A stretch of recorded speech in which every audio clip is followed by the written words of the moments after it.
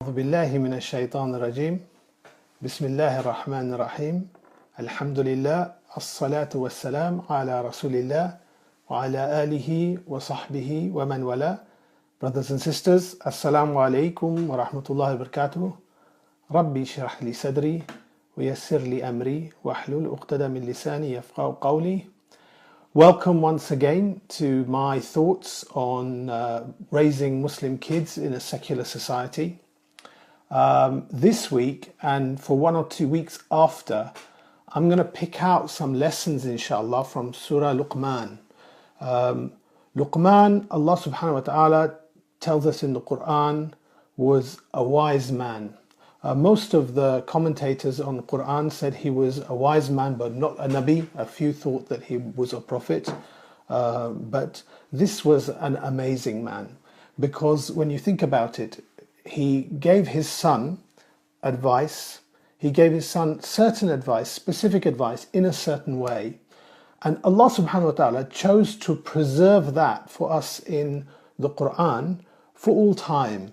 So we as Muslims living in 1438 Hijri, 2016 of the Common Era, can still take lessons from Sayyidina Luqman on his advice to his son.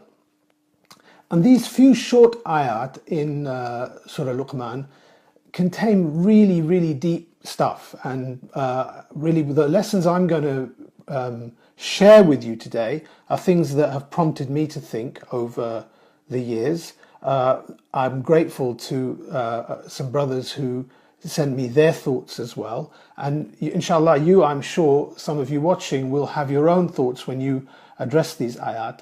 One of the things when you look at all the ayat together is the spectrum of topics they cover, from wisdom, gratitude to Allah, shirk and belief, consciousness of Allah, enjoining ma'ruf and forbidding munkar, giving charity, praying, behaving in a certain way according to good manners.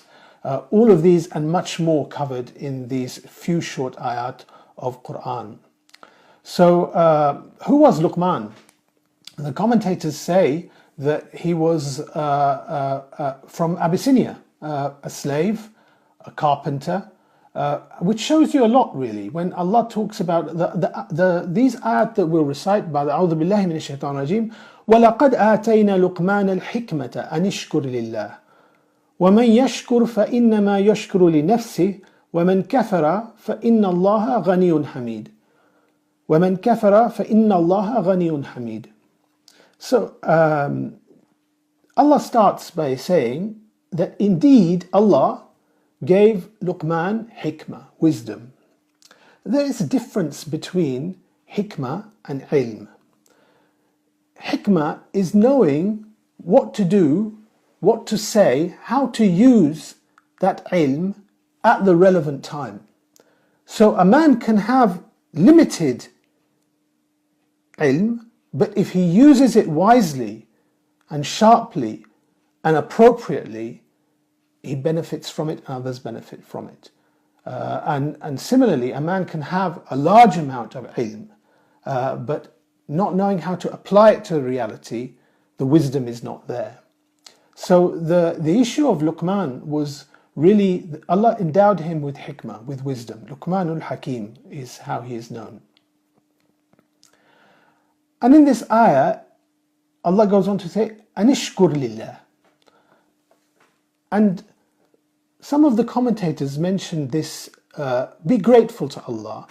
This, the wisest of the things that Luqman did and said and encouraged was the gratitude to Allah subhanahu wa ta'ala. And this is a really important thing for us as parents, because we're an example to our children. You can approach this issue of gratitude. It's a lesson for our children that we want them to feel grateful to Allah. But there's two ways of approaching this. You can constantly tell them to be grateful to Allah, which is no problem, which is a good thing to do. But it has to be matched with your own attitudes of how much you are grateful to Allah. A parent that is moaning and complaining about their own situation. And this is advice to myself as well as to all of you. A parent that is like that then expects their child to be grateful for whatever they have, is not going to be very effective. And Luqman, Allah subhanahu wa ta'ala endowed him with wisdom. Allah ordered him, commanded him, anishkur lillah, give thanks to Allah, be grateful to Allah. And Allah tells us after that, وَمَنْ يَشْكُرْ فَإِنَّمَا يَشْكُرُ لِنَفْسِهِ. And whoever's grateful, then indeed that gratitude is only for ourselves. Allah doesn't need our gratitude. It's actually us who benefit from remembering that Allah created us, Allah provides for us, Allah sustains us, Allah cherishes us. Allah, inshallah, will raise us again and account us, and we will enjoy the delights of Jannah, inshallah, Allah willing. And وَمَنْ كَفَرَ فَإِنَّ اللَّهَ غَنِيٌّ حَمِيدٌ. And the one who rejects that, then Allah is Al-Ghani, the one with all wealth, self-sufficient, Al-Hamid, the one who is all praised. So in this first ayah, it sets the scene that actually the Luqman, his wisdom, manifested gratitude to Allah subhanahu wa ta'ala, and that example should be in us. If I, as a father, am always complaining about the size of my car, the level of my income, that I got to pay the bills, that nobody does what I say, etc., etc., etc., that my food is not the right kind of food, that everything's not kept the right way in the house, if that is manifest in me, then I should not be surprised if my children start to complain about their own situation. They don't have the right kind of trainers, the smartphone isn't the best type of smartphone, etc., etc. I should not be surprised. In fact, child specialists will tell you a lot of the bad behaviors that you see in children are simply mimicked. So shouting, arguing, fighting, swearing, it's literally what the children see mum and dad doing that they end up start mimicking. And that's a caution for all of us. And no more so than this issue of gratitude and thankfulness to Allah subhanahu wa ta'ala. We should be grateful to Allah for what He has provided us. And that's a lesson we should encourage in our households. Not that you should be grateful, but we. It should be for all of us to do together as a family, as a father to his children, as a mother to her children, and as a family to each other. Allah then goes on to tell us about the advice Luqman gave to his son. And he starts with قَالَ لُقْمَانُ لِابْنِهِ وَهُوَ يَعِظُهُ يَا بُنَيَّ لَا تُشْرِكْ بِاللَّهِ إِنَّ الشِّرْكَ لَظُلْمٌ عَظِيمٌ. He starts with this ayah, O my son, don't associate anything with Allah. Indeed, shirk, associating partners with Allah, is a great oppression. The lesson in this is beautiful. The way that Allah subhanahu wa ta'ala tells us that Luqman addressed his son. He could have said, Ya ibni, oh my son, literally means my son, but Luqman has chosen a term for his son, meaning, oh my small son, the diminutive form of the word, which, oh my small son, it's very loving, very endearing. And it's not just the way he's speaking to his son, it shows you that when he's about to address his son, وَهُوَ يَعِظُهُ, and he's exhorting to him, he's preaching to him basically. He's doing it on a background of having this loving, fatherly relationship with him. So the basis of the relationship is essential when you are talking to your children, addressing your children, dealing with your children. Lesson my mother once taught me actually about from Quran. She said, I've never come across a story from Quran or any story about the Anbiya which talks about them speaking to their children in anything other than a loving way. You don't hear them talking about how they speak to children in a chastising way. Now, that really contrasts with the way that most of us, again, a lesson to myself as well as to all of you, the way that most of us deal with our children. We are less good than the Anbiya in many ways, and in no more so than in this way. Often, it's a manifestation of our concern. We want to give them the right tarbiyah. We speak to them in a certain way about certain issues because we want them to be disciplined and good people and learn lessons. But the truth is, it's more often than not a sign of our own impatience, because if we look at the lesson from Luqman, if we look at the lessons from Quran about the Anbiya of Allah subhanahu wa ta'ala and how they addressed their children, indeed how they were supposed to even exhort and preach and give advice to others. Even Allah told Musa alayhi salam to go to Fir'aun and speak to him nicely. So if Musa alayhi salam is supposed to exhort and preach to Fir'aun nicely, then imagine how you and I are supposed to exhort and preach to our own kids and families. Big gap between the reality and the theory of what we're supposed to do. So a lesson for us all to improve.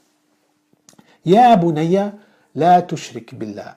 By the way, when Allah says, and He is saying, and وَلَقَدْ آتَيْنَا لُقْمَانَ الْحِكْمَةَ وَإِذْ قَالَ لُقْمَانُ لِابْنِهِ وَهُوَ يَعِظُهُ. And Luqman, remember when Luqman said to his son, while he is preaching to him, the nice point to remember here is Luqman, he's not leaving the tarbiyah of his son to some third party. He's not just simply putting him in a school or a Muslim school or whatever. Even he's actually not, he's taking ownership for his tarbiyah himself. He's taking the responsibility for it himself. In fact, amongst the commentators, there are those who say that Luqman's son was not a Muslim, was not a believer, that he was a mushrik. So this is a father addressing his son, potentially this is a father addressing his son who is not a believer. Okay? And still he's doing it in the sweetest way. Ya bunayya la tushrik billah. Inna shirka la dhulmun azim. Oh my son, don't associate partners with Allah. Indeed, associating partners with Allah is a great dhulm. It's a great oppression. Where's the oppression? Well, the oppression is manifest in many ways. The oppression is actually on yourself, because by violating the rights of Allah in this, you oppressed yourselves, you've sinned, you've put yourself in a situation where you are going to suffer. Allah is not going to suffer for us associating idols with Him. No, rather, we are going to suffer. So the first thing, you are oppressing yourself. But actually, there's an oppression there when you compare Allah, the Almighty, to something lesser than Him, which is incomparably lesser than Him. It is an injustice. If you have a class full of students and you compare and equate the shining example in the class in terms of study or behavior with the worst example in the class in the terms of study and behavior, if you equate those two, if you equate the most upright person with the most misbehaved person and the most low person in their behavior, you are, in fact, by trying to equate these two, you are doing injustice to one of them. And now that's between humans. Imagine when you compare Allah Almighty, who is incomparable, who is like nothing of His creation, above all of His creation, to something of His creation which you're comparing to Him. It's a big oppression. Note how Luqman does not say to his son first, or not, we're not related this. Note how he doesn't say, "Oh my son, believe in Allah." No, "Oh my son, don't associate partners with Allah." He's starting his lesson with rectifying the incorrect thought that his son could have. And this links to something I've said a couple of weeks ago a failing in the way we culture Muslims in the modern world. We often see madrasas, parents, households, mosques, Islamic schools and institutions teaching the Islam. We don't see them teaching what is wrong so that you can rectify that. If you teach to believe in Allah, but don't teach not to make shirk with Allah, then you've got a problem, because you go to those countries where people worship idols, they still believe in Allah. They still believe that above these physical stone and wood idols, there is this Allah. You have to rectify that. And in the modern context, if you understand the reality that we live in and you apply the hikmah according to what you know, you have to start understanding the nature of a secular liberal society, the nature of a capitalist world. Because the modern gods, the modern beliefs, the modern systems that dominate are not the ones that revolve around stone and wood. They revolve around something else. They revolve around freedom of the individual to do what they like. So in some aspects, they put the individual person as the god. In other aspects, they put the money as the central thing, the drive, the pursuit of wealth and material things. If we don't start approaching our children and ourselves and our family and our culturing of ourselves in this way, we will find that we can't actually get people to worship Allah properly, because they start worshipping Allah just in those aspects where they can't see any obvious alternative. But where they see the modern, secular, liberal alternative, they follow that. And you see that all the time. You see people who are ignorant, who will pray and who will fast, but then in their financial dealings, it will be riba-based, it will be mortgage-based, it will be insurance-based, it will be financial instrument-based, without thinking and without realizing that there is an Islamic alternative.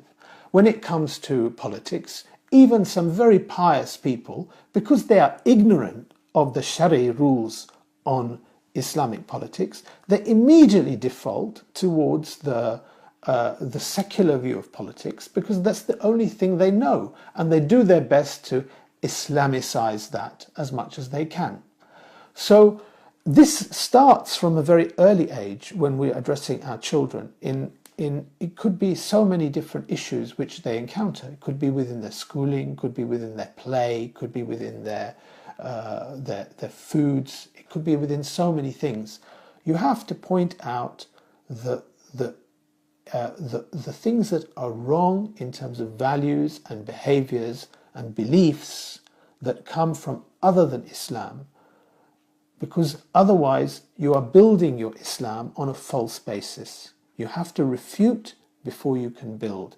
La ilaha illallah Muhammadur Rasulullah. There is no God but Allah. There is no God before you say but Allah, before you realize but except Allah. There is nothing worthy of worship except Allah. And we mentioned the ayah in Surah Al-Baqarah where Allah subhanahu wa ta'ala says that the one who gets the firmest handhold from him, فَمَنْ يَكْفُرْ بِالطَّاغُوتِ وَيُؤْمِنْ بِاللَّهِ, the one who rejects the taghut and believes in Allah. And Allah subhanahu wa ta'ala mentions the rejection of taghut first. That person has a firm handhold from Allah that can never be broken. So Luqman starts with Ya bunayya la tushrik billah inna shirka la dhulmun azim. So he starts not with don't believe in not with believe in Allah, but don't make associate partners with Allah. And on this background of this loving relationship, the most central lesson that he gives his son, his children, the most important lesson, more than anything else, to believe that nothing can compare to Allah. Nothing deserves your attention except Allah. All gratitude to anything in creation is built upon your gratitude to Allah subhanahu wa ta'ala. And we're going to address that more in the later ayat. I don't want to address too much in one go because there's so many lessons in this, but we will address this more in the future ayat, inshallah ta'ala, from next week. Wassalamu alaikum wa rahmatullahi wa barakatuhu. Rabbana hab lana من أزواجنا وذرياتنا قرة أعين وجعلنا للمتقين إماما. السلام عليكم.